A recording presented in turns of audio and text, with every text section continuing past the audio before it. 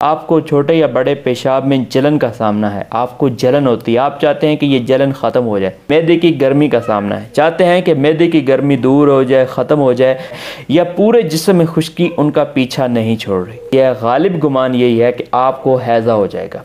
अस्सलामु अलैकुम वरहमतुल्लाहि वबरकातुहू। प्यारे नाज़रीन, कैसे हैं आप? उम्मीद करता हूँ कि आप बिल्कुल खैरियत से होंगे।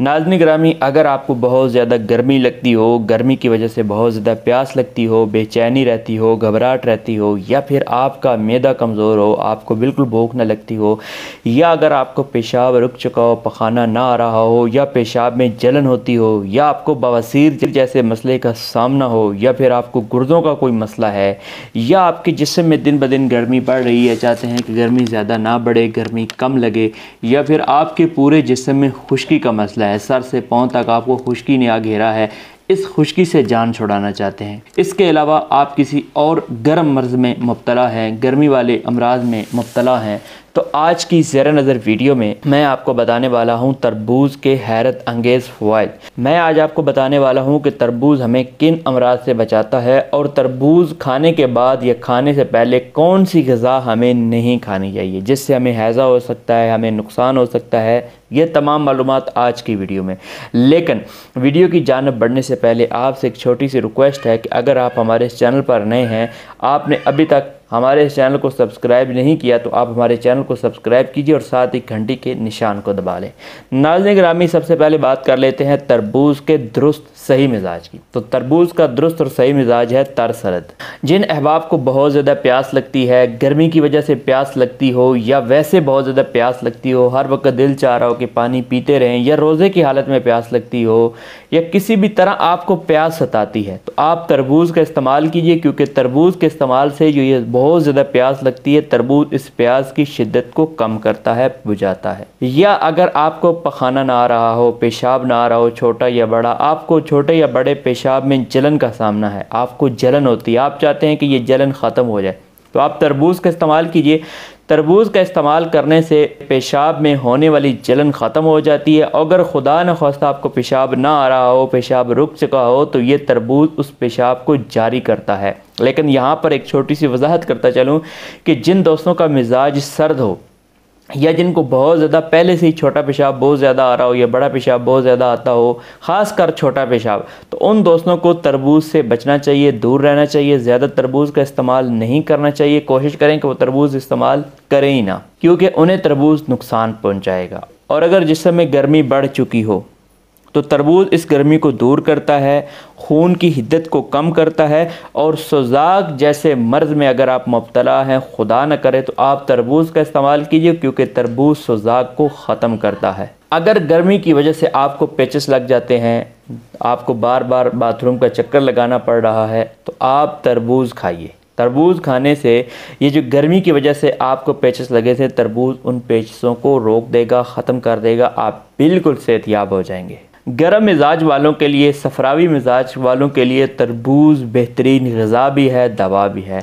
गर्म मिजाज में अगर आपको कोई भी मर्ज़ है, कोई भी मसला है, आप तरबूज खाना शुरू कीजिए। आहिस्ता आहिस्ता आप देखेंगे कि आपको उस मर्ज़ से छुटकारा मिल जाएगा। अगर आपको गर्मी की वजह से बेचैनी, घबराहट का सामना है, आपको बेचैनी रहती है, घबराहट रहती है, गर्मी बहुत ज़्यादा लग रही है, तो आप तरबूज खाइए। तरबूज खाने से जिस्म में मौजूद गर्मी कम हो जाती है, घबराहट और बेचैनी बिल्कुल ख़त्म हो जाती है। एक बात का ख़ास ख्याल रखिएगा कि जिस दिन आप चावल खाएँ उस दिन तरबूज ना खाएँ, या जिस दिन तरबूज खाएं उस दिन चावल न खाएं, क्योंकि चावल और तरबूज एक दिन में जमा करने से, खाने से कभी इम्कान यही है, गालिब गुमान यही है कि आपको हैज़ा हो जाएगा। जिन दोस्तों को तरबूज खाने से हैज़ा हो जाता है और वो कहते हैं कि हमने इसके बाद पानी भी नहीं पिया था लेकिन हमें हैज़ा हो गया, वो गौर करें कहीं उन्होंने उस दिन चावल तो नहीं खाए। जिस दिन आप चावल खाते हैं उस दिन आपने तरबूज नहीं खाना। ये बात अपनी ज़हन नशीन कर लीजिए ताकि आप हैज़े जैसे मर्ज़ से बच सकें।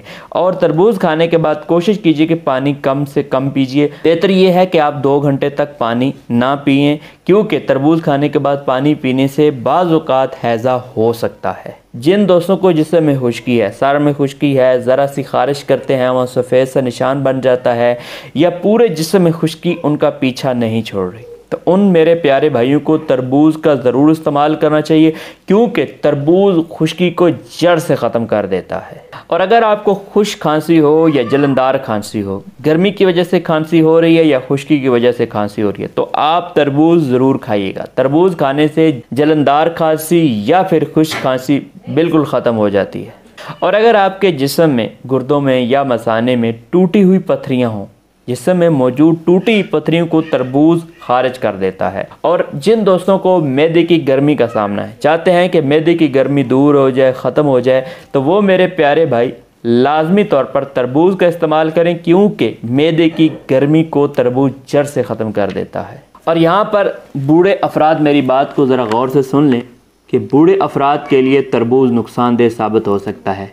बूढ़े अफराद जिनका मिजाज आसाबी, बलगमी, ठंडे मिजाज में मौजूद हैं, उन्हें तरबूज का ज़्यादा इस्तेमाल नहीं करना चाहिए। जैसे मैंने शुरू में वजाहत की कि सर्द और ठंडे मिजाज वाले लोगों को तरबूज नहीं खाना चाहिए, और जिनको छोटा पेशाब बहुत ज़्यादा आता हो उन्हें भी तरबूज से दूर रहना चाहिए। उन्हें तरबूज नुकसान पहुँचा सकता है।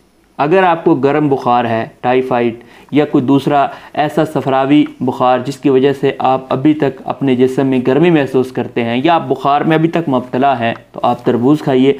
तरबूज खाने से अल्लाह के फजलो करम से कोई भी बुखार हो, जो गर्म हो या खुश्क हो, वो जिस्म से ख़त्म हो जाएगा, उसके असरात ख़त्म हो जाएंगे और आप मुकम्मल तौर पर सेहतयाब हो जाएंगे। गुर्दों के अमराज में अगर आप मुब्तला हो या गुर्दों का कोई भी आपको मसला हो, तो आप तरबूज खाइए, क्योंकि गुर्दों के अमराज के लिए भी तरबूज बेहद नाफे है।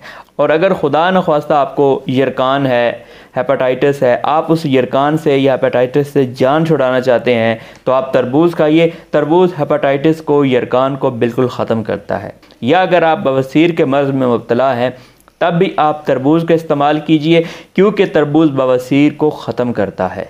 और अगर आपको भूख न लगती हो, भूख की कमी का आप शिकार हो, आप चाहते हो कि आपको भूख लगे, आपका हाजमा दुरुस्त रहे, आपका मैदा दुरुस्त रहे, आपका जिगर दुरुस्त रहे, तो आप तरबूज खाइए।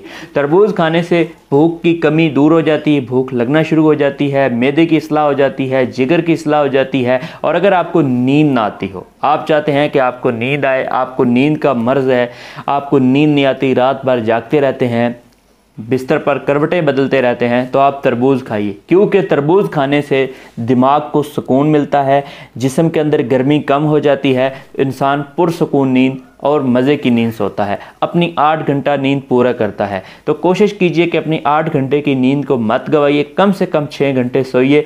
नींद ना आ रही हो तो तरबूज खाइए, अल्लाह कर्म कर देगा। आज की वीडियो में इतना ही। अगर आज की वीडियो आपको पसंद आई हो तो वीडियो को लाइक कीजिएगा। अगर आप हमारे चैनल पर नए हों तो चैनल को सब्सक्राइब कीजिएगा और अपने दीगर दोस्तों के साथ इस वीडियो को शेयर कीजिएगा। अपने दोस्त, अपने भाई हर्बलिस्ट हकीम अब्दुल मनान को इजाज़त दें। अल्लाह ने के बाद।